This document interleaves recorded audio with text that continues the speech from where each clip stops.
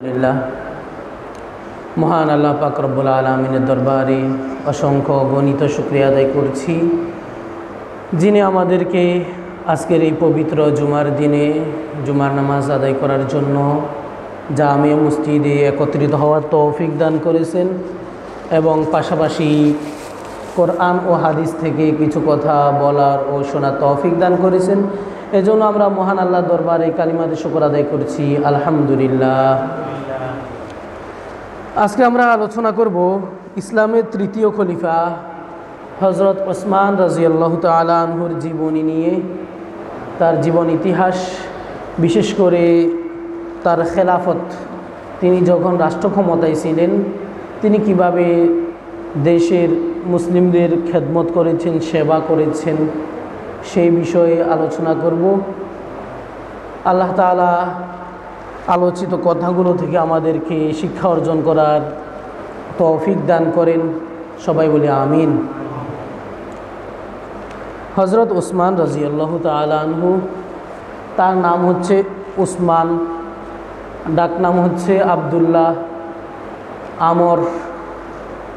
তিনি রাসূলুল্লাহ সাল্লাল্লাহু আলাইহি সাল্লামের জন্মের 3 বছর পরে, কোন কোন বর্ণনায় আছে 6 বছরের মাথায় তিনি জন্মগ্রহণ করেছেন, অর্থাৎ 573 অথবা 576 খ্রিস্টাব্দে তার জন্ম হয়েছে। তার আব্বার নাম হচ্ছে আফফান, মায়ের নাম হচ্ছে আরওয়া। আসলে খোলাফায়ে রাশেদা যারা আছেন এবং রাসূলুল্লাহ সাল্লাল্লাহু আলাইহি সাল্লামের ইসলামের আগে যে বিধানাবলী, তাদের জীবন ইতিহাস আছে, এগুলো তো আমাদের জন্য অনুসরণীয়, অনুকরণীয়, তবে এগুলো আমাদের শরীয়ত নয়। এগুলো আমাদের কি নয়? শরীয়ত নয়, রাসূলের নবী হওয়ার আগের। আবার সাহাবায়ে কেরামও যে তারা ইসলাম ধর্ম গ্রহণ করেছে, তবে তারা ইসলাম ধর্ম গ্রহণ করার আগেও ভালো কাজগুলো করতেন। কি করতেন? ভালো কাজ করতেন। ওসমান রাদিয়াল্লাহু আনহু, তিনি জন্ম থেকেই লজ্জাশীল ছিলেন। জন্ম থেকে কীরকম ছিলেন? লজ্জাশীল, লজ্জাবান ছিলেন, খুবই ধৈর্যশীল ছিলেন, খুবই অমায়িক লোক ছিলেন তিনি। একদম জন্ম শোনা থেকেই তার জন্মগতভাবে তিনি লজ্জাশীল ছিলেন। আর তার কর্মজীবনে তিনি ব্যবসা করতেন, যেমন আমরা দেখেছি হযরত আবু বকর রাদিয়াল্লাহু আনহু, ওসমান রাদিয়াল্লাহু আনহু, তারাও ব্যবসা বাণিজ্য করতেন। ওমর রাদিয়াল্লাহু আনহু ব্যবসা করতেন, ওসমান রাদিয়াল্লাহু আনহু তিনিও ব্যবসায়ী ছিলেন। আরবের ব্যবসায়ীদের মধ্যে তিনি বড় ব্যবসায়ীদের মাঝে একজন ছিলেন, যাকে বলা হতো ওসমান গনি, মানে ধনী। তিনি তার সততা, ন্যায় নিষ্ঠাবানের মাধ্যমে সৎভাবে ব্যবসা করেছেন। সৎভাবে ব্যবসায়ী করে তিনি সবচেয়ে ধনী হয়ে গিয়েছেন। সুবহানাল্লাহ বিহামদি। এজন্য তাকে গনি বলা হয়, এটা তার একটা উপাধি। আবার ওসমান জিন নুরাইনও বলা হয় তাকে। জিন নুরাইন, জি মানে হচ্ছে মালিক, নুরাইন মানে 2টা আলোর মালিক। তিনি রাসূলুল্লাহ সাল্লাল্লাহু আলাইহি ওয়াসাল্লামের মেয়ে হযরতে রুকাইয়া রাদিয়াল্লাহু আনহা এবং হযরত উম্মে কুলসুম রাদিয়াল্লাহু আনহাকে বিয়ে করেছিলেন, এজন্য তাকে জিন নুরাইন বলা হয়। তার ইসলাম গ্রহণ, রাসূলুল্লাহ সাল্লাল্লাহু আলাইহি ওয়াসাল্লাম যখন নবুয়ত প্রাপ্ত হয়েছে, নবুয়তের সূচনা লগ্নে, অর্থাৎ শুরুতেই, ইসলামের প্রাথমিক যুগেই তিনি হযরতে আবু বকর রাদিয়াল্লাহু আনহুর হাতে ইসলাম ধর্ম গ্রহণ করেছিলেন। আর ইসলাম গ্রহণের সময় তার বয়স ছিল 34 বছর। তিনি 34 বছর বয়সে ইসলাম ধর্ম গ্রহণ করেছেন। হযরত ওসমান রাদিয়াল্লাহু আনহু যখন ইসলাম ধর্ম গ্রহণ করেছেন, বাস্তবে আমরা দেখতে পারি যারাই রসুলের যুগে এবং রসুলের আগের যুগেও যেসব নবী রাসূলরা হকের কথা বলেছিল, তারা বিভিন্ন ধরনের লোকদের মাধ্যমে থেকে, বিশেষ করে স্বগোত্রীয় স্বধর্মীয় লোকদের মাধ্যমেই তারা নির্যাতনের শিকার হয়েছেন। ওসমান রাদিয়াল্লাহু আনহু তিনিও এর ব্যতিক্রম হন নাই। তিনি যখন ইসলাম ধর্ম গ্রহণ করেছিলেন, তার চাচা হাকাম তাকে এরকম গলায় রশি বেঁধে, দড়ি বেঁধে তাকে টানা হেঁচড়া করতেন। খুব অমানবিক নির্যাতন তার উপর চালিয়েছে। এরপরে যখন নবুয়তের ৫ম বছর হয়েছে, রাসূলুল্লাহ সাল্লাল্লাহু আলাইহি ওয়াসাল্লাম ওসমান রাদিয়াল্লাহু আনহুকে বললেন যে ওসমান, তুমি তোমার স্ত্রী পরিজন নিয়ে আর যারা নব মুসলমান এদের কিছু সংখ্যক লোক নিয়ে তুমি আবিসিনিয়া অর্থাৎ আফ্রিকায় হিজরত করতে চলে যাও। ওসমান রাদিয়াল্লাহু আনহু ইসলামের প্রথম হিজরতকারী ছিলেন, প্রথমেই তিনি হিজরত করেছিলেন। তিনি মোট 2 বার হিজরত করেছেন। একবার হচ্ছে আবিসিনিয়ায় আফ্রিকায় তিনি হিজরত করেছেন, কিছুদিন পর আবার তিনি মক্কায় আসলেন। এরপরে রাসূলুল্লাহ সাল্লাল্লাহু আলাইহি ওয়াসাল্লাম যখন 622 খ্রিস্টাব্দে আবার হিজরত করেছেন মক্কা থেকে মদিনায়, ওসমান রাদিয়াল্লাহু আনহু তখন আবার হিজরত করেছেন। এই জন্য তাকে জুল হিজরাতাইন বলা হয়, এটাও তার একটা উপাধি, মানে 2 বার হিজরতকারী তিনি। তিনি কয়বার হিজরত করেছেন? 2 বার হিজরত করেছেন। আর ইসলাম গ্রহণ করেছেন 34 বছর বয়সে। ওসমান রাদিয়াল্লাহু আনহু যখন মদিনায় হিজরত করেছেন, তিনি তো আরবে সবচেয়ে বড় ধনী ছিলেন, ধনী ব্যবসায়ী, সবচেয়ে বড় গণী বলা হয় যেহেতু তাকে, এজন্যই ধনী ব্যবসায়ী। মদিনার মাঝে পানির কিছু সংখ্যক দেখা দিয়েছে, কারণ হচ্ছে এই জায়গাগুলো ছিল মরুভূমির মতো অঞ্চল, বিশেষ করে মক্কা। মক্কা হচ্ছে পাহাড়ি অঞ্চল, মদিনা কিন্তু গাছ গাছালি শান্তময় পরিবেশ। তো পানির সংকট দেখা দিয়েছিল। তৎকালীন সময় ছিল কূপের ব্যবস্থা, কুয়া আর কি যেটাকে বলা হয়। ওসমান রাদিয়াল্লাহু আনহু 18,000 দিরহাম দিয়ে একটা কূপ খনন করে, একটা কূপ কিনে সেটাকে তিনি আল্লাহর রাস্তায় সদকা করে দিয়েছেন। সুবহানাল্লাহ বিহামদিহি। 18,000 দিরহাম দিয়ে কিনছেন, কিনে এটা ওয়াকফ করে দিয়েছেন। ইতিহাসবিদরা বলেন যে এই কূপটার দামও কমসে কম হবে 20 থেকে 30 দিরহাম। কথা বুঝে আসছে তো? আরও কিছু কূপও তিনি এরকম কিনছেন। ওই কূপটাকে বলা হয় বীরে রুমা। বীর এটা হচ্ছে আরবি শব্দ, বিরুন শব্দ থেকে এসেছে, মানে হচ্ছে কূপ। তো এই রুমা নামক কূপ তিনি এরকম ওয়াকফ করে দিয়েছেন, কিনে আল্লাহ রাস্তায় সদকা করে দিয়েছেন, দান করে দিয়েছেন। আরও কিছু কূপ তিনি এরকম ওয়াকফ করেছেন, বীরে সাইর, বীরে আমির নামক এরকম কিছু কূপও তিনি আল্লাহ রাস্তায় সদকা করেছেন। এরপরে তিনি যখন খেলাফত লাভ করেছেন, খেলাফত লাভ করার আগে অর্থাৎ ইসলামের তিনি খলিফা প্রধানমন্ত্রী হওয়ার আগেই তিনি অনেকগুলো ন্যায়পরায়ণমূলক কাজ করেছেন, জনকল্যাণমূলক কাজ করেছেন। আবু বকর রাদিয়াল্লাহু আনহুর খেলাফতকালে এবং ওসমান রাদিয়াল্লাহু আনহু যখন খেলাফতে ছিলেন তখন তিনি পরামর্শ পরিষদের একজন লোক ছিলেন, মন্ত্রী পরিষদের মধ্য থেকে তিনি একজন লোক ছিলেন এবং ফতুয়া দানকারী ছিলেন। তার থেকে পরামর্শ নেওয়া হতো বিভিন্ন বিষয়ে, তার থেকে ফতুয়া নেওয়া হতো। তিনি ফতুয়া দিতেন, পরামর্শ দিতেন। তো যখন হজরতে ওমর রাদিয়াল্লাহু আনহু শাহাদাত লাভ করেছেন, অগ্নিপূজারী আবু লুলুর হাতে তিনি মৃত্যুবরণ করেছেন, শাহাদাত লাভ করেছেন। ওমর রাদিয়াল্লাহু আনহু কিন্তু তার ইন্তেকালের আগে তিনি কাউকে খলিফা নির্বাচন করে যান নাই, মানে কাউকে প্রধানমন্ত্রী বানাইয়া যান নাই। তার কাছে প্রস্তাবনা দেওয়া হয়েছে, যেহেতু আপনি শাহাদাত বরণ করবেন, আপনার সময় গণায় এসে। তিনি আহত হওয়ার পরে 3-4 দিন জীবিত ছিলেন। 24 তারিখে তিনি আহত হয়েছেন, 27 তারিখে তিনি মারা গিয়েছেন, ইন্তেকাল করেছেন ওমর রাদিয়াল্লাহু আনহু। তো তিনি কাউকে কিন্তু প্রধানমন্ত্রী বানাই যান নাই, জনগণের উপর তিনি ন্যস্ত করে দিয়েছেন। 6 সদস্য বিশিষ্ট একটা পরামর্শ কমিটি বানাই দিয়েছেন, যাদের মধ্যে থেকে 6 জনই ছিল আশারায়ে মুবাশশারার সদস্য, মানে জান্নাতে সুসংবাদপ্রাপ্ত যে 10 জন সাহাবি, এদের মধ্য থেকে 6 জন সাহাবিকে, 6 জন লোককে তিনি পরামর্শ কমিটির সদস্য বানাই দিয়েছেন। এরা পরামর্শ কমিটি, এরা যাকে খলিফা নির্বাচন করে, প্রধানমন্ত্রী নির্বাচন করে, তিনি প্রধানমন্ত্রী হবেন।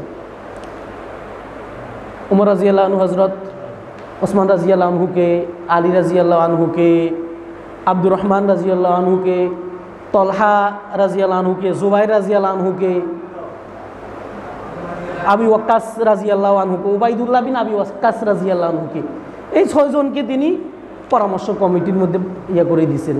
তারা পরামর্শ করে যাকে নির্বাচিত করে।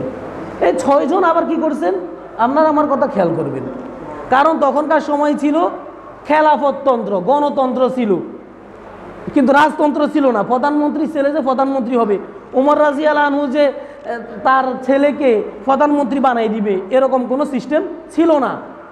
আবু বকর রাদিয়াল্লাহু আনহু তার ছেলেকে প্রধানমন্ত্রী বানাই দিয়ে যান নাই, ওমর রাদিয়াল্লাহু আনহু তার ছেলেকে প্রধানমন্ত্রী বানাই দিয়ে যান নাই।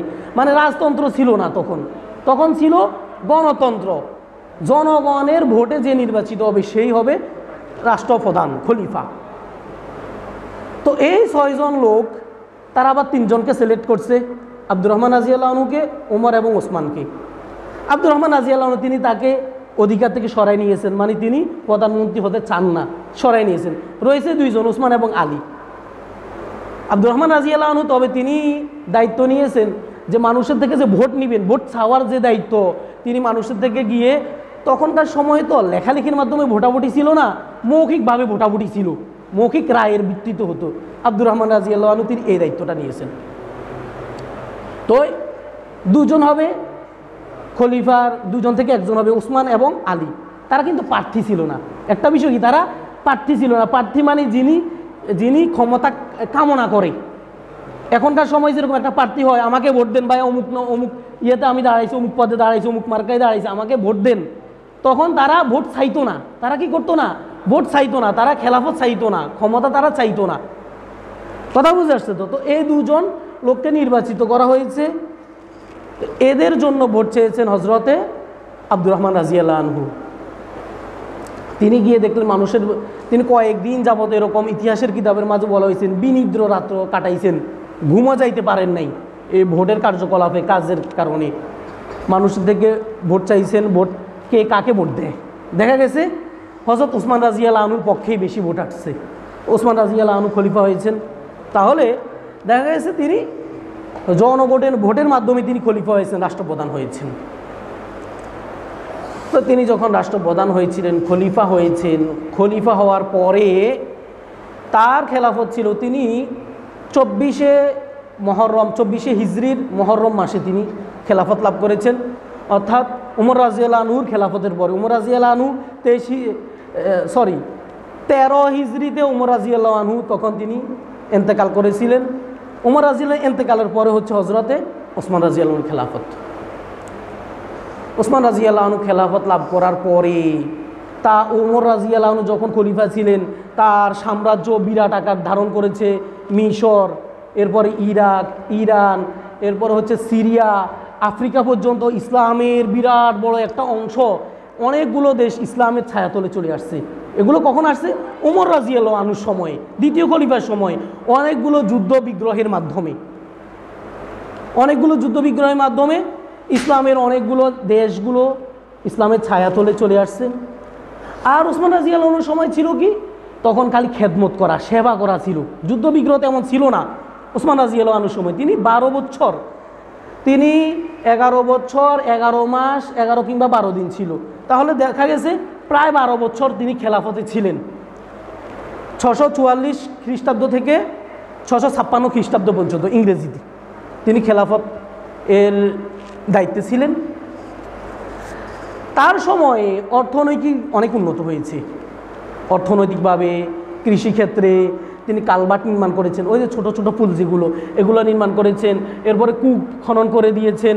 এগুলো নিজস্ব অনেকগুলো কিছু আছে নিজের খরচে করেছেন, আর কিছু কিছু আছে রাষ্ট্রীয় খরচে করেছেন। কারণ যেহেতু তিনি সরকার, তিনি রাষ্ট্রের কাজ রাষ্ট্র থেকে, রাষ্ট্রের কোষাধ্যক্ষ থেকে সেগুলো ব্যয় করবেন, রাজস্ব থেকে, যেটাকে বলা হয় বাইতুল মাল। তখনকার সময় বাইতুল মাল বলা হতো। বাইতুল মানে হচ্ছে ঘর, মাল মানে হচ্ছে সম্পদ। বাইতুল মাল মানে রাজস্ব, ব্যাংকও বলা যায়, সরকারি ব্যাংক। জনকল্যাণমূলক কাজগুলো করেছেন, পুল নির্মাণ করেছেন, কালভার্ট নির্মাণ করেছেন, কৃষিকাজে উন্নতি করেছেন। এরপরে হচ্ছে মসজিদে নববী যখন একটু জায়গা বাড়ানোর দরকার হয়েছিল, তিনি নিজে জায়গা কিনে সেগুলো ওয়াকফও করে দিয়েছেন নিজের টাকা দিয়ে। অনেকগুলো জনকল্যাণমূলক কাজ করেছেন। বিচার মীমাংসার ক্ষেত্রেও কোনো ক্ষেত্রে ছাড় ছিল না, কোনো ক্ষেত্রে কি ছিল না, কোনো ক্ষেত্রে ছাড় ছিল না। যিনি অপরাধ করতেন, যে অপরাধ করতো তাকে উপযুক্ত শাস্তি দেওয়া হতো। আর তিনি যখন রাষ্ট্র ক্ষমতায় ছিলেন, রাষ্ট্রীয় বিভিন্ন পদে উপযুক্ত লোকদেরকেই তিনি পদে দিয়েছেন। সিরিয়ার গভর্নর ছিল মুয়াবিয়া রাদিয়াল্লাহু আনহু, তিনি তার যোগ্যতা অনুযায়ী তাকে খেলাফতের তাকে ক্ষমতা দিয়েছেন, দায়িত্ব দিয়েছেন। এরপরে মিশরের গভর্নর, তাকে হজরতে আবদুল্লাহ ইবনে সারাহ রাদিয়াল্লাহু আনহু, তাকে দায়িত্ব দেওয়া হয়েছিল। কিন্তু বড় আফসোসের বিষয়, এই লোকদেরকে যাদেরকে হযরত ওসমান রাদিয়াল্লাহু আনহু খেলাফতের কি বলে দায়িত্বগুলো দিয়েছিল, রাষ্ট্রের বিভিন্ন দায়িত্ব দিয়েছিল, এই সরকারি কর্মকর্তা কর্মচারীরা এরাই কিন্তু একসময় ওসমান রাদিয়াল্লাহু আনহুর বিরুদ্ধে বিদ্রোহ ঘোষণা করেছিল। কারা বিদ্রোহ ঘোষণা করেছিল? এই লোকগুলা, হযরত ওসমান রাদিয়াল্লাহু আনহুর কাছের লোকগুলা। হযরত মারওয়ান নামে একজন লোক ছিল, তিনি ছিল হযরত ওসমান রাদিয়াল্লাহু আনহুর প্রেস সচিব, প্রধান সচিবের দায়িত্ব ছিল। ওসমান রাদিয়াল্লাহু আনহুর জামাতা ছিল, মানে জিজ্জামাই ছিল। ওসমান রাদিয়াল্লাহু আনহুর চাচাতো ভাই ছিল। তাকে তিনি দায়িত্ব দিয়েছেন, সরকারি একটা দায়িত্ব দিয়েছেন তাকে। এই যে লোকগুলোকে তিনি দায়িত্ব দিয়েছেন এরা কিন্তু যোগ্যতাবান লোক ছিল। এরা কীরকম লোক ছিল? যোগ্যতাবান লোক ছিল। ওসমান রাদিয়াল্লাহু আনহু তার ক্ষমতার 12 বছরের মধ্য থেকে 6 বছরই খুবই সুষ্ঠুভাবে, শান্তভাবে, সুন্দরভাবেই কাটাইছেন। দেশের কাজগুলোতে, অর্থনৈতিক কাজে, সামাজিক কাজে, এরপর হচ্ছে প্রশাসনিক কাজগুলো সুন্দরভাবে যথাযথভাবে তিনি আঞ্জাম দিয়েছিলেন, সুষ্ঠুভাবে করেছেন প্রথম 6 বছর। পরের 6 বছরে হচ্ছে বিদ্রোহ। বিভিন্ন ধরনের লোকেরা বিভিন্ন ধরনের তার নামে বিভিন্ন ধরনের কুৎসা রটনা করেছে, সত্য মিথ্যা বানাইয়া বানাইয়া তার নামে অনেকগুলো কুৎসা রটনা করেছেন। তিনি তার খেলাফতকালীন তিনি কোরআন সংস্কার করেছেন। কি সংস্কার করেছিলেন? কোরআনকে। কোরআনে কারিম হযরত আবু বকর রাদিয়াল্লাহু আনহুর সময় প্রথমবার লেখা হয়েছিল, কিন্তু বই বই আকারে এত বেশি লেখা হয় নাই, এত বেশি প্রচারও হয় নাই। ওসমান রাদিয়াল্লাহু আনহুর খেলাফতকালে তিনি দেখলেন যে আরব এবং অনারব কিছু লোক, অনেকগুলো লোকেই ইসলাম ধর্ম গ্রহণ করেছে। আফ্রিকার লোক ইসলাম ধর্ম গ্রহণ করেছে, মিশরের অনেক লোক ইসলাম গ্রহণ করেছে, ইরানের অনেক লোক ইসলাম ধর্ম গ্রহণ করেছে, এবং ব্যবসা বাণিজ্যের কারণে এরা আরবে আসে, আবার আরবের লোকেরাও ওই দেশে যায়। তো দেখা গেছে কোরআন পড়ার ক্ষেত্রে কিছুটা গরমিল হয়ে যাচ্ছে। কোরআন যেহেতু বই আকারে নাই, তো দেখা গেছে কোরআনটা আঞ্চলিক ভাষায় একটা রূপ ধারণ করার অবস্থা হয়ে গেছে। আরবি ভাষার কোরআনটা আঞ্চলিক ভাষার হয়ে যাচ্ছে। ওসমান রাদিয়াল্লাহু আনহু তখন কোরআনটাকে বই আকারে লেখার একটা চিন্তা ভাবনা করলেন যে কোরআনটাকে বই আকারে লেখা দরকার। যাদের কাছে কোরআনটা রক্ষিত অবস্থায় আছে এগুলা সংগ্রহ করা হোক। তখন তিনি হযরত হাফসা রাদিয়াল্লাহু আনহা থেকে কোরআনের আগের একটা কপি তিনি সংগ্রহ করছেন। আগের একটা কপি সংগ্রহ করে তখন 4 সদস্য বিশিষ্ট লেখক একটা কমিটি গঠন করছিলেন, যারা কোরআনটাকে সুন্দরভাবে বই আকারে লিখবে।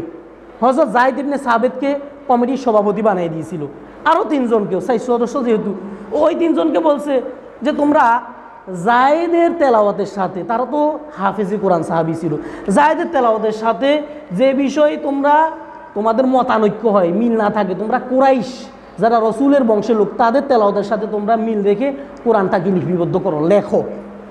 কোরআনটা লেখা হয়ে গেছে সুন্দরভাবে, সুষ্ঠুভাবে। তো তখনকার সময় যেহেতু এর আগে কোরআনটা বই আকারে ছিল না, কিছু বিক্ষিপ্ত কপি ছিল, ছিঁড়া ফাড়া টুকরা, হ্যাঁ, কিছু বিক্ষিপ্ত খণ্ড থাকার কারণে খলিফা কী করলেন, এগুলো সবগুলো একত্র করার নির্দেশ দিলেন। এগুলো একত্র করে তিনি এগুলো পুড়াইয়া ফেললেন। কি করলেন? পুড়াইয়া ফেললেন। কারণ এগুলো হচ্ছে বিক্ষিপ্ত, নতুন যেহেতু সংযুক্ত করা হয়েছে, নতুন করে বই লেখা হয়েছে, মানে কোরআনটাকে বই আকারে লেখা হয়েছে, 6টা কপি করা হয়েছে, বিভিন্ন দেশে পাঠানো হয়েছে। এরপরে মক্কা মদিনার জন্য 2 কপি রাখা হয়েছে, বিভিন্ন দেশের গভর্নর যারা ছিল তাদের কাছে পাঠানো হয়েছিল। তো যারা বিদ্রোহী, যারা মুনাফিক, অর্থাৎ মুনাফিক কারা? তারা নামে মুসলমান। তারা কি নামে মুসলমান, বড় বড় দাড়ি ছিল তাদের, বড় বড় জুব্বা গায়ে দিত, তারা কি করতো? কোরআনও তেলাওয়াত করতো, তারা সব কিছু করতো, নামাজও তারা আদায় করতো। কিন্তু তাদের মুখে যদিও ইসলাম ছিল, বেশভূষায় ইসলাম ছিল, অন্তরে ইসলাম ছিল না। তারা অন্তর থেকে ইসলাম ধ্বংস করার পায় তারা করতো, কীভাবে ইসলামটাকে শেষ করা যায়। তো ওসমান রাদিয়াল্লাহু আনহু যেটা করেছেন, তিনি কিন্তু মন্দ কাজ করেননি। যেগুলো বিক্ষিপ্ত পাণ্ডুলিপি আছে, ছিঁড়া ফাড়া কোরআন আছে, এগুলো তিনি ফুড়াইয়া ফেলছেন। তবে তার জন্য আমরা তো নগণ্য মানুষ, আমরা তাদের শরীরের পশমের সমানও আমাদের যোগ্য নাই। কথা বুঝে আসছে তো? তাদের পায়ের তলায় যে ধুলিকণা, আমরা সেই ধুলেরও সমান নই। আমরা কি সমান নই? সাহাবীদের পায়ে ধুলার সমানও নয় আমরা। তাদের জন্য সমালোচনা আমাদের জন্য সাজে না। এটা হয়তো ভালো হতো, আমরা মনে করি থাকি যে কোরআনটাকে অক্ষত যেগুলো রয়েছে, যেগুলো বিক্ষিপ্ত, এগুলোকে না জ্বালিয়ে দিয়ে মাটিতে দাফন করে দেওয়ায় ভালো হতো। কথা বুঝে আসছে তো? যেহেতু কোরআনে হাফেজ, মানুষ মারা গেলে কি করা হয়? মাটিতে দাফন করা হয়। এটা করলে হয়তো ভালো হতো। কিন্তু তিনি যেটা করেছেন সেটাও কিন্তু দূষণীয় নয়। তো বিদ্রোহীরা তার ব্যাপারে কি রটনাইল, অভিযোগ দিল ওসমান রাদিয়াল্লাহু আনহু কোরআন ফুরাই ফেলছে, ওসমান রাদিয়াল্লাহু কোরআন ফুরাই ফেলছে। এটার ব্যাপারে এবার স্লোগান শুরু হয়ে গেছে, ওসমান রাদিয়াল্লাহু আনহু পতনের আন্দোলন শুরু হয়ে গেছে। মুআবিয়া রাদিয়াল্লাহু আনহু বিচার প্রার্থী হয়েছে, তিনি কিন্তু গভর্নর, সরকারি কর্মকর্তা, সিরিয়ার গভর্নর তিনি। এই সরকারি কর্মকর্তা হয়েও তিনিও এটার বিচার দাবি করতেছে। আব্দুল্লাহ ইবনে সাবা মুনাফিক, সে তো আব্দুল্লাহ ইবনে সাবা মুনাফিক না, সে হচ্ছে ইহুদি। এই ইহুদি সেও এরকম কুচ্ছা রটাইছিল, মুসলমানদেরকে উস্কানি দিতে লাগলো বিভিন্ন দিক দিয়ে। আব্দুল্লাহ ইবনে উবাই মুনাফিক, সেও উস্কানি দিতে লাগলো। এক পর্যায়ে কি হয়েছে, ওসমান রাদিয়াল্লাহু আনহু যে বংশে জন্মগ্রহণ করেছে সেটা হচ্ছে কুরাইশদের উপরে একটা বংশ, আদি একটা বংশ, গোত্র আর কি, যেটাকে বলা হয় উমাইয়া গোত্র। ওসমান রাদিয়াল্লাহু আনহুর বংশ সিলসিলা পঞ্চম কিংবা সপ্তম পর্যন্ত গিয়ে রসুলের বংশের সাথে মিলে যায়।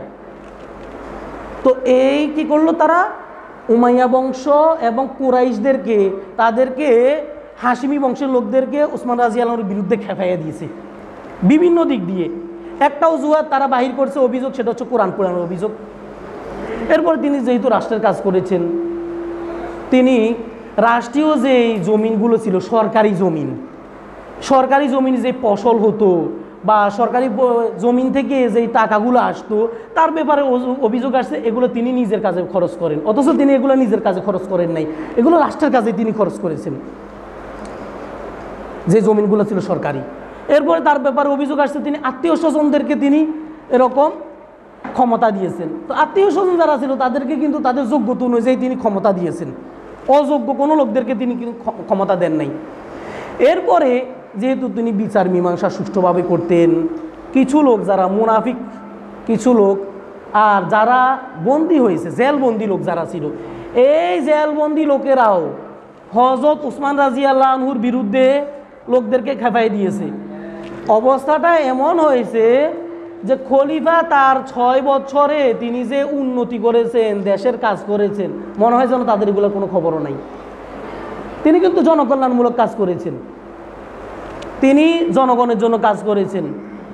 অর্থকরী তার ব্যাপারে অভিযোগ আসছে, তিনি রাজস্ব থেকে অর্থাৎ সরকারি যে খরচ এগুলো তিনি নিজের থেকে নিয়ে নেন, অথচ তার জন্য একটা সরকারি ভাতা ছিল। তিনি যেহেতু প্রধানমন্ত্রী, তার একটা, তিনি বেতনভুক্ত ছিলেন, তার একটা বেতন ছিল।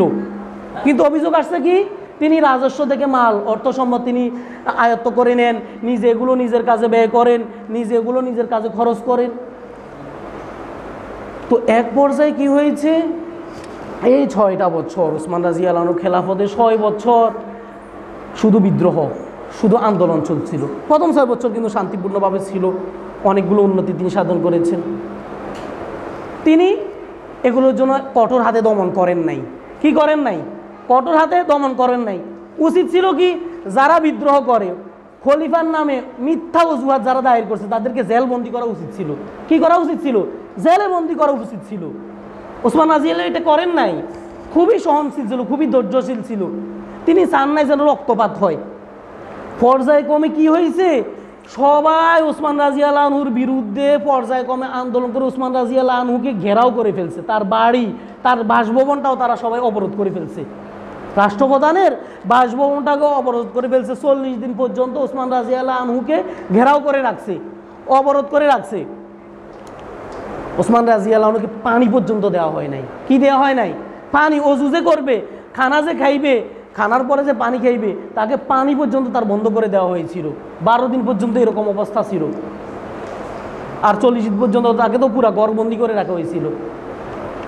এখন প্রশ্ন আসে, তো একজন প্রধানমন্ত্রী কেন তিনি 12 বছর তিনি প্রধানমন্ত্রী ছিলেন, হ্যাঁ, খেলাফতে ছিল ওসমান রাদিয়াল্লাহু আনহু, কেন তিনি এরকম অবস্থায় হয়েছিলেন? কেন তিনি শহীদ হয়েছেন? তার কাছের লোকেরা তার ক্ষতি করেছে। কারা ক্ষতি করেছে? কাছের লোক, যারা তার ঘনিষ্ঠ লোক, তারাই তার সাথে মুনাফিকি করেছিল, বেঈমানি করেছিল। কথা বুঝে আসছে তো? ওসমান রাদিয়াল্লাহু আনহু 656 খ্রিস্টাব্দে শুক্রবার, 18 জিলহজ শুক্রবার, তিনি তো যেহেতু বাসভবনে তিনি আবদ্ধ, আসরের নামাজের পরে তিনি কোরআনে কারিম তেলাওয়াত করতেছিলেন। কি করতেছিলেন? কোরআনে কারিমের তেলাওয়াত করতেছিলেন। যারা তার বিরুদ্ধে আন্দোলন করতেছিল এদের মাঝে মুসলমানও ছিল, খাঁটি মুসলমানও ছিল, আবার নামদারি মুসলমানও ছিল। কি ছিল? খাঁটি মুসলমানও ছিল, নামদারি মুসলমানও ছিল। তো এরা ওসমান রাদিয়াল্লাহু আনহু বাড়ির সামনে যে গেট ছিল, গেট দিয়ে ঢুকতে পারতেছে না, পিছন দিয়ে টপকাইয়া 4 জন লোক ঢুকে গেছে। আর এই 4 জনের মধ্যে একজন ছিল হযরত আবু বকর রাদিয়াল্লাহু আনহুর ছেলে, সেও ঢুকে গেছে। ঢুকে গিয়ে আবু বকর রাদিয়াল্লাহু আনহুর ছেলে ওসমান রাদিয়াল্লাহু আনহুকে, ওসমান রাদিয়াল্লাহু তখন কোরআন শরীফ তেলাওয়াত করতেছিলেন। কি করতেছিলেন? কোরআন তেলাওয়াত করতেছিলেন। তার দাঁড়ি চাবি ধরে টান দিয়েছেন। ওসমান রাদিয়াল্লাহু বলতেছে যে ভাতিজা, এই অবস্থা, এই দৃষ্টিতে, এই ছবিটা যদি তোমার বাবা দেখতো, তোমার বাবাকে এটা সহ্য করতে পারতেন?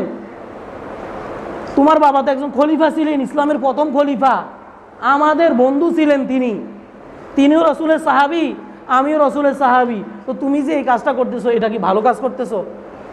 আবু বকর রাদিয়াল্লাহু আনহু ছেলে লজ্জা পেয়ে চলে গেল, সে পিছু হটে গেল। আর ছিল অভিশপ্ত 3টা মুনাফিক, 3 জন ছিল।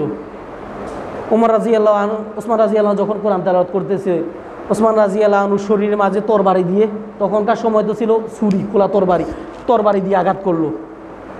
আঘাত করার সাথে সাথে ওসমান রাদিয়াল্লাহু আনহুর মুখ থেকে বিসমিল্লাহ তাওয়াক্কালতু আলাল্লাহ শব্দটা বের হয়ে গিয়েছে। আবারও তার গায়ের উপর আঘাত করলেন। তিনি তো একাকী, তিনি কি একলা মানুষ, নিরস্ত্র মানুষ, তিনি যে ঠেকাবে সেই শক্তিও নাই। কারণ হচ্ছে তার সৈন্যবাহিনী যারা আছে সবাই তার বিপক্ষে চলে গিয়েছে। সৈন্যবাহিনী সবাই কি হয়েছে? সবাই তার বিপক্ষে গিয়েছে। কিন্তু তার ব্যাপারে যে অভিযোগগুলো আসছে এগুলো কোনোগুলাই সত্য না। কোনোগুলা কি নয়, কোনোগুলা সত্য না। এগুলো হচ্ছে উস্কানিমূলক, অতি আবেগী, অতি উৎসাহের কারণে এরকম হয়েছে। আমরা ইসলামের শুরু থেকে যদি দেখি, কাফের মুশরিকরা, ইহুদিরা মুসলমানদেরকে যত মারছে তার থেকেও বেশি মুসলমানদের মারছে। কথা কন না? ইহুদি খ্রিস্টানরা মুসলমানদের যা মারে, যা হত্যা করে, তার থেকে বেশি কারা মারে? মুসলমানদের মারে। কথা কন না? মুসলমানদের মারে। কি কারণে? কারণ হচ্ছে অতি উৎসাহী, অতি আবেগী। মনে করে আমি যেটা মনে করি, আমি যেটাকে সত্য মনে করি সেটাই সত্য, আমি যেটাকে ভালো মনে করি সেটাই ভালো। আবার হচ্ছে অন্ধভক্তি। কি ভক্তি? অন্ধভক্তি। আমার হুজুরে যেটা কইছে মনে করে যে এটাই সত্য, আমার হুজুরে যা করে তাই ভালো, আমার হিসাবে যা বলে তাই ভালো, অন্যরা ভালো না। বর্তমান সময় এটা হয়। কথা কন না?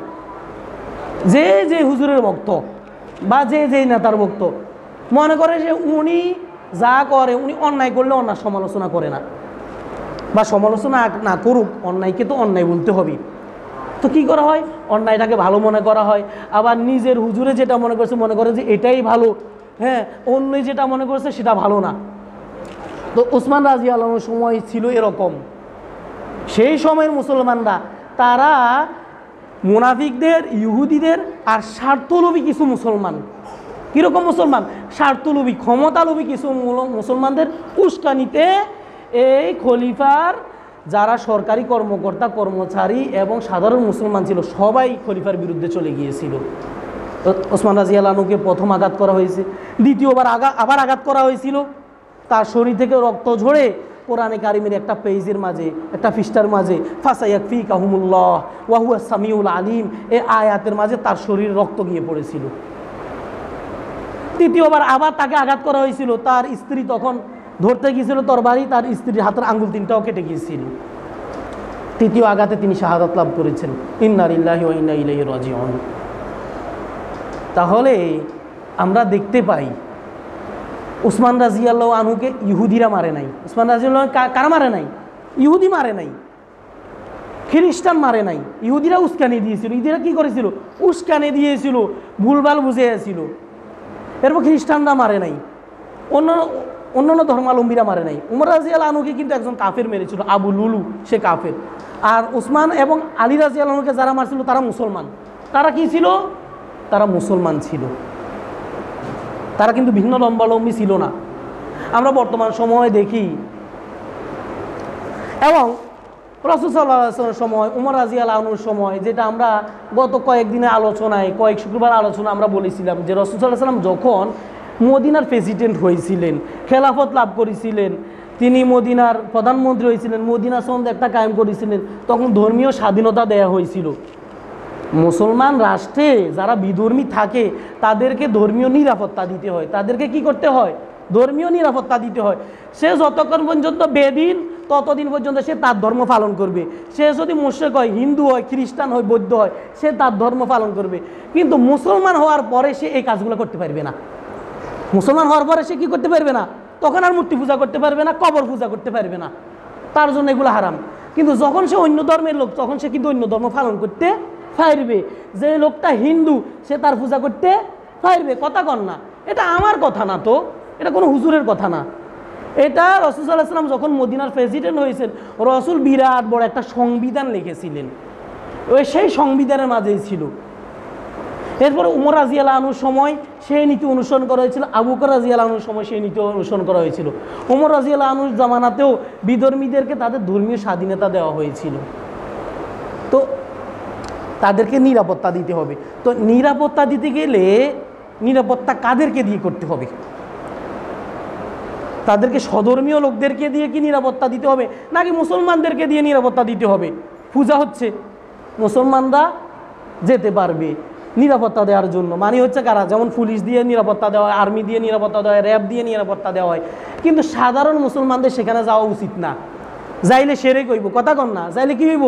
সর্বসাধারণ লোক সেখানে আমি যাও, আমার জন্য এটা শিরক হবে। আমি যদি একটা পূজাতে দেখতে যাই, আমার জন্য এটা শিরক হবে, কবিরা গুনাহ হবে। কিন্তু যিনি ধর্মমন্ত্রী, তার জন্য সেটা যাওয়া শিরক হবে না। তার জন্য কি হবে না? কারণ সে দায়িত্বশীল। কথা কন না, সে তো প্রধানমন্ত্রী, সে তো ধর্মমন্ত্রী, তার তো সেখানে যাইয়া এটা দেখতে হবে এখানে কোনো ধরনের অনিয়ম হচ্ছে কিনা, মুসলমান ধর্মকে নিয়ে কোনো রকমের কুৎসা হচ্ছে কিনা। হতেই তো পারে, হয়তো তারা মুসলমানদের নিয়ে কোনো ধরনের ধর্মীয় অনুভূতিতে আঘাত দিচ্ছে। মুসলমানদের হয়তো দাঁড়ি টুপি নিয়ে দেখা যায় তো এরকম। তারা ওই যে অসুর বানাইছিল, অসুরের মানে একজন যে খারাপ, তার প্রতিকৃতি বানাইছিল দাঁড়ি দিয়া, যেটা মিডিয়াতে আমরা দেখছি। বর্তমান সময়ে আমরা দেখি যে এই যে ধর্মমন্ত্রী নিয়ে একটা মানুষের অনেক ইয়ে করতেছে না। তো আপনারা যে এই লোকটা ধর্ম অবমাননা করেছিল, যে একটা হিন্দু ছেলে কোরআন অবমাননা করেছিল, তার শাস্তি দাবি করেন। হ্যাঁ, তাকে শাস্তি দাবি করতে হবে। আর ধর্ম অবমাননা তো শুধু এখন হচ্ছে এমন নয়, আগেও হয়েছিল। কথা কন না, বিগত সরকারের সময়ও ধর্ম অবমাননা হয়েছিল। তখন যদি মিছিল মিটিয়ে নামতো, তখন এতটা শান্তিপূর্ণভাবে তারা করতে পারতো না। দেখা গেছে এখন ধর্মমন্ত্রীর পদত্যাগ চাই, ধর্মমন্ত্রীর পদত্যাগ চাই। আরে ভাই, আপনি সারাদিন চিল্লাইলে যে কাজ হবে না, ধর্মমন্ত্রীর কথা একটাতে তো সেই কাজ হবে। কথা কন না, তিনি যদি উপদেষ্টা সচিব তাদেরকে নিয়ে একটা কথা বলেন, সেটা আরও বেশি কার্যকর হবে। আসলে আমরা বাঙালিরা, আমরা মুসলমানরা চোখ থাকতে চোখের কদর বুঝি না, চোখ থাকতে চোখের কদর বুঝি না, দাঁত থাকতে দাঁতের কদর বুঝি না। দাঁড়িয়েওয়ালা লোক হুজুর কেন, প্রধানমন্ত্রী তিনি কেন ধর্মমন্ত্রী হয়ে যায়, ওইখানে নিরাপত্তা দিচ্ছি, এটা দূষণীয় বিষয়। যদি ধর্মমন্ত্রী হুজুর না হয়ে যদি একজন হিন্দু হইতো, কথা কন না, যদি একজন হিন্দু হইতো, তাহলে আঙ্গমতো হুজুরের এত সমালোচনা করতো না। দেখেন না হুজুরেরা কত সমালোচনা করতেছে। কথা কন না, আপনারা তো দেখতেছেন। তো যদি তিনি নেমে যান, হ্যাঁ নেমে গেলে কি হবে? তাহলে আর এরকম কাজ হবে না। কারণ যে কোনো কাজ যিনি দায়িত্বশীল তাকেই থাকা উচিত। তো এই অবস্থাটা কিন্তু ওসমান রাদিয়াল্লাহু আনহুর সময়ও ছিল। ওসমান রাদিয়াল্লাহু আনহুর সময়ও এই মুসলমানরাই, তার ঘনিষ্ঠ লোকেরাই তাকে এরকম ক্ষমতা থেকে নামাই দিয়েছিল এবং তাকে হত্যাও করেছিল। আর তার হত্যার পরে কি হয়েছিল? হত্যার পরে কি শান্তি চলে আসছিল? না, শান্তি আসে নাই। মুসলমানরা আরও বিভিন্ন দলে দলে বিভক্ত হয়ে গিয়েছিল। খারেজি সম্প্রদায় হয়েছে, শিয়া সম্প্রদায় হয়েছিল, সুন্নি সম্প্রদায় হয়েছিল, আরও বিভিন্ন যুদ্ধ হয়েছিল। উষ্টের যুদ্ধ, হযরত আয়েশা রাদিয়াল্লাহু আনহা, জুবায়ের, তলহার সংঘবদ্ধভাবে আরও যুদ্ধ হয়েছিল। আলী রাদিয়াল্লাহু আনহু, মুয়াবিয়া রাদিয়াল্লাহু আনহুর সঙ্গে যুদ্ধ হয়েছিল, সিফফিনের যুদ্ধ। তাহলে সর্বোপরি এই আলোচনা থেকে আমরা কি বুঝি? এর থেকে মূল শিক্ষা হচ্ছে ধৈর্য ধারণ করতে হবে। কি করতে হবে? একজন লোক যদি একটা অন্যায় করে তাকে সময় দিতে হবে। যে লোকটা কোরআন অবমাননা করছে তার একটু সময় দিতে হবে, 3 দিন পর্যন্ত সময় দেওয়া যাবে। একটা লোক যদি ধর্মান্তরিত হয়, আমি যদি আজকে মুসলমান থেকে আল্লাহ না করুক যদি হিন্দু হয়ে যাই, আমারে 3 দিন সময় দিতে হইব। আমি যদি মোরতাদ দিই, আমার 3 দিন সময় দিতে হইব, আমি আবার মুসলমান হয়ে যাই কিনা। এই লোকটা যে ধর্ম অবমাননা করছে তারে 3টা দিন সময় দিতে হইব, সে আবার মাপ চায় কিনা। এই লোকটা ধর্ম অবমাননা করছে, সাথে সাথে যদি তার পেটের ভিতরে ছুরি ঢুকাই দেয়, লাভ হইব কি? কোনো লাভ হইব নি। হয়তো সে তওবা করব, হয়তো সে ভুল স্বীকার করবে যে আল্লাহ আমি আরে মাফ করে দেন, দেশের মানুষের কাছে মাফ চাইবো যে আমার ভুল হয়ে গেছে, আমার মাফ করে দেন, আমি এরকম কাজ আর করবো না। নীতি ছিল এটা, কথা বুঝছেন নি? কিন্তু কেউ নীতিতে বিশ্বাসী না, উৎসকে বিশ্বাসী, হুজুগে বিশ্বাসী, হুজুগে বাঙালি। তাহলে যে কোনো বিষয়ে সত্যতা যাচাই করতে হবে আর ধৈর্য ধারণ করতে হবে। কী করতে হবে? প্রত্যেকটা ক্ষেত্রে ধৈর্য ধারণ করতে হবে। আল্লাহ তাআলা আমাদেরকে আলোচিত কথা থেকে শিক্ষা অর্জন করার তৌফিক দান করেন, আমিন। ওয়া আখিরু দাওয়ানা আলহামদুলিল্লাহি রাব্বিল আলামিন। যাদের সুন্নাত পড়া হয় না তারা সুন্নাত পড়ে নিন। আসসালামু আলাইকুম ওয়া রাহমাতুল্লাহি ওয়া বারাকাতুহু।